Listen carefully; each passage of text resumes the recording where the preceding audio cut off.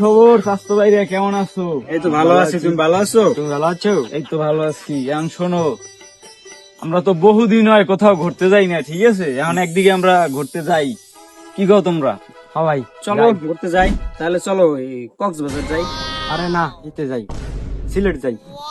Sylhet millet এগুলো তো পোলাবানে দেখি যাইয়া ছবি মুভি তুলে, এইসব জায়গা তো এক প্রকার দেখা হয়েই গেছে আমার। তাহলে এটা তুমি সিলেক্ট করো, সিদ্ধান্ত করেন কোথায় যাবেন। এটা দূরে যাই।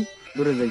আচ্ছা তাইলে কাশ্মীর দেয় ঘুরে সবাই, এদিকে তো আমরা এর আগে যাই না কোনো সময়, খালি শুনি। কেমন হইবে তোমরা গো?